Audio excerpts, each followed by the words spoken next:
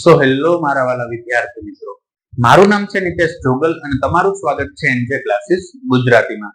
તો વિદ્યાર્થી મિત્રો, આજે આપણે જોવાનું છે ધોરણ 9 વિષય ગણિત અને તેનું ચેપ્ટર નંબર 1. અને ચેપ્ટર નંબર 1 ની અંદર જે સ્વાધ્યાય 1.4 છે તેનું સોલ્યુશન આજના વિડીયોની અંદર આપણે જોવાનું છે. અને સ્વાધ્યાય 1.4 અથવા તો પહેલા ચેપ્ટરના કોઈ પણ વિડીયો જો તમે જોવા માંગતા હો તો ચેનલ પર જઈ ત્યારબાદ તેના પ્લેલિસ્ટ ની અંદર જશો એટલે ધોરણ 9 અને પ્રકરણ 1 નામનું પ્લેલિસ્ટ તમને ત્યાં જોવા મળી જશે. અને એ પ્લેલિસ્ટ ની અંદર આ ચેપ્ટરના દરેક વિડીયો ક્રમ બાય ક્રમ તમને ત્યાં જોવા મળી જશે. તો આ વિડીયો જોયા પછી એને પણ જરૂરથી ચેક કરી લેશો. તો અત્યારે આપણે જોવાનું છે સ્વાધ્યાય 1.4 અને તેનો દાખલા નંબર 2 કે જેની અંદર આપણે એવું કીધું છે કે સાદુરૂપ આપો અને નીચે ટોટલ 4 દાખલાઓ આપેલા છે. એમાંથી જે આઈ છે એની રકમ અત્યારે આપણે અહીંયા લખેલી છે. તો હવે જો આનું સાદુરૂપ આપવું હોય તો જે પ્રકારે તમે 8મા ધોરણમાં સાદુરૂપ આપતા હતા ને એ જ પ્રકારે સાદુરૂપ આપવાનું છે.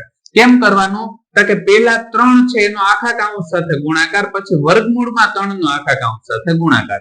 કેવી રીતનું કરવાનું? તો કે પહેલા તો એવું કરું છું 3 ને બહાર કાઢી લઉં અને એની સાથે આખું કાઉન્સ લખી નાખું 2 પ્લસ વર્ગમૂળની અંદર 2.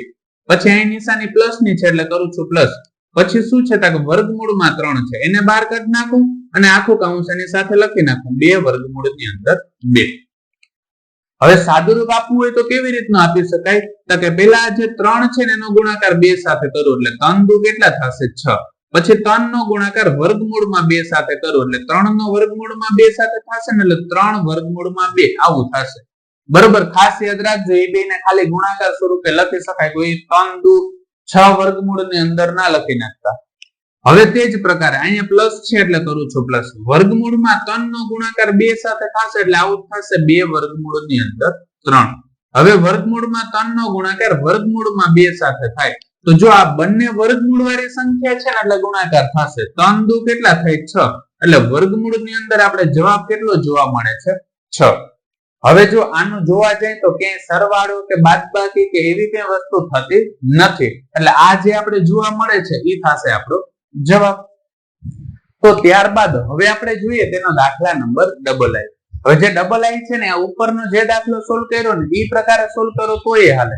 બાકી ડબલ આઈ માટે એક નિત્યસમ તમે 8મા ધોરણમાં સમજી ગયા હતા. એ નિત્યસમ નો ઉપયોગ કરો ને તો સાવ સહેલી રીતે સમજી શકાય અને આગળ પણ નિત્યસમ આવવાનું જ છે એટલે અત્યારે હું તમને નિત્યસમ ની મદદથી સમજાવું છું. એટલે જો હું અહીંયા લખું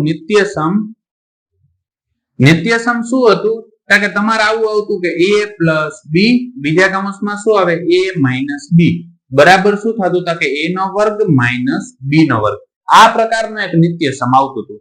અહીંયા જોવા જઈએ તો a ની જગ્યાએ કિંમત શું છે કે a બરાબર છે 3 અને b બરાબર શું છે વર્ગમૂળમાં 3. જોવા જાય તો બંને વચ્ચે ખાલી નિશાની કેની છે કે એકમાં પ્લસ છે ને એકમાં માઇનસ છે એ જ ફરક પડે. તો એના બરાબર આવું લખી શકાય. તો આવું લખી શકાય એટલે એનો મતલબ એવો થયો a ના સ્થાને આપણી પાસે કિંમત કેટલી છે 3 એનો કરી નાખું વર્ગ. અહીંયા માઇનસ આપ્યો એટલે માઇનસ. b ના સ્થાને શું છે વર્ગમૂળમાં 3 અને એનો શું કરી નાખું વર્ગ. સાદુરૂપ આપી તો 3 નો વર્ગ કરે તો 3 તેરી કેટલા થઈ જાય 9 અને અહીંયા વર્ગમૂળમાં 3 નો વર્ગ કરશો ને તો વર્ગ અને વર્ગમૂળ ઉડી જશે એટલે કેટલા મળે 3. 9 માંથી 3 બાદ કરીને તો કેટલા જોવા મળે 6 એટલે આ થઈ ગયો આપણો જવાબ. અને હજુ આમાં જો કોઈ પણ જગ્યાએ તમને કોઈ પણ પ્રકારનો પ્રશ્ન રહી જતો હોય તો કમેન્ટ સેક્શન ની અંદર કમેન્ટ કરીને જરૂરથી કહી દેજો. તો ત્યારબાદ હવે આપણે જોઈએ તેનો દાખલા નંબર 3 અને એની અંદર કંઈક આ પ્રકારની રકમ આપેલી છે અને આનું સાદુરૂપ આપવું હોય તો નોર્મલી આ રીતે આપવું હોય તો આપી શકાય કેમ કે વર્ગ છે એટલે 2 વખત લખી શકાય અને પછી આ જ રીતથી તમારે સાદુરૂપ આપવું હોય તો આપી શકો છો.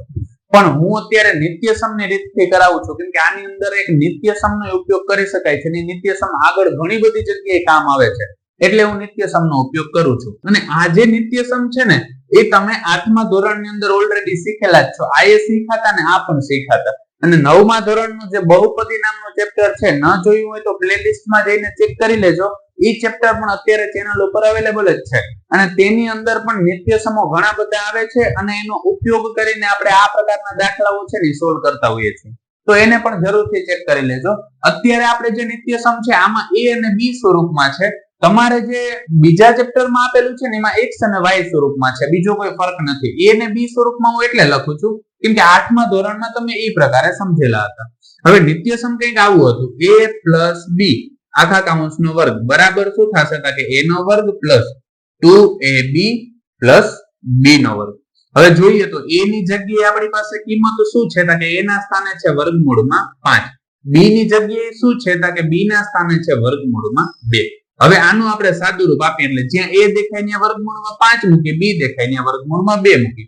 તો અહીંયા a નો વર્ગ છે એટલે શું થશે વર્ગમૂળમાં 5 અને એનો વર્ગ પ્લસ 2 a ની જગ્યાએ મૂકવાનું છે વર્ગમૂળમાં 5, b ની જગ્યાએ મૂકવાનું છે વર્ગમૂળમાં 2. અહીંયા પ્લસ આપ્યો એટલે પ્લસ, b ની જગ્યાએ મૂકવાનું છે વર્ગમૂળમાં 2 અને એનો વર્ગ. સાદુરૂપ આપીએ તો જો અહીંયા વર્ગ અને વર્ગમૂળ, વર્ગમૂળમાં 5 નો વર્ગ કરશો એટલે વર્ગ ને વર્ગમૂળ ઉડી જશે એટલે કેટલા મળે 5 પ્લસ 2. અહીંયા છે ને બે વર્ગમૂળ વાળી સંખ્યા છે એટલે અંદર ગુણાકાર થશે, 5 દુ 10 એટલે વર્ગમૂળ ની અંદર કેટલા આવ્યા 10 પ્લસ અહીંયા વર્ગ અને વર્ગમૂળ શું થઈ જશે ઉડી જશે એટલે કેટલા મળ્યા 2. હવે જોઈએ તો જો અહીંયા 5 અને 2 આનો સરવાળો આપણે કરી શકીએ. 5 ને 2 કેટલા થાય 7 એટલે અહીંયા થશે 7 પ્લસ 2 વર્ગમૂળ ની અંદર 10. આ થઈ ગયો આપણો જવાબ. તો ત્યારબાદ હવે આપણે જોઈએ તેનો દાખલા નંબર આવી અને એની અંદર કંઈક આ પ્રકારની રકમ આપેલી છે કે વર્ગમૂળમાં 5 માઇનસ વર્ગમૂળ ની અંદર 2 અને વર્ગમૂળમાં 5 પ્લસ વર્ગમૂળમાં 2. એટલે આ આપણે જોવા જઈએ તો કંઈક આના જેવું જ છે બરાબર. એટલે એમાં જે નિત્યસમ નો આપણે ઉપયોગ કર્યો તો એ જ નિત્યસમ આની અંદર વાપરવાનું છે. એટલે હું અહીં લખું છું નિત્યસમ કયું હતું કે a માઇનસ b અને બીજા કૌંસમાં a પ્લસ b બરાબર શું થશે કે a નો વર્ગ માઇનસ b નો વર્ગ.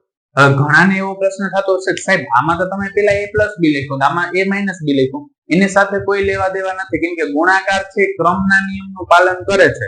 આ વસ્તુ તમે 8મા ધોરણના પહેલા ચેપ્ટર ની અંદર શીખી ગયા છો બરાબર. એટલે આ તમે પેલા લખો કે પછી લખો એની સાથે કોઈ લેવા દેવા નથી. આપણે જોઈએ હવે આની સાથે કમ્પેર કરીને કે a ની જગ્યાએ મારી પાસે કિંમત શું છે કે વર્ગમૂળમાં 5 છે, b ની જગ્યાએ કિંમત શું છે કે વર્ગમૂળ ની અંદર 2 છે. હવે આપણે એનું સાદુરૂપ આપવાનું છે. તો સાદુરૂપ કેવી રીતના આપવાનું કે અહીંયા a નો વર્ગ છે તો a ની જગ્યાએ કિંમત છે વર્ગમૂળમાં 5 એનો વર્ગ, અહીંયા માઇનસ આપ્યો એટલે માઇનસ, b ની જગ્યાએ કિંમત શું છે વર્ગમૂળમાં 2 અને એનો શું થશે વર્ગ. આનું સાદુરૂપ આપે તો વર્ગ અને વર્ગમૂળ 2 ઉડી જશે એટલે અહીંયા કેટલા મળે 5, એ માઇનસ, અહીંયા વર્ગ અને વર્ગમૂળ ઉડી જશે એટલે કેટલા મળે 2.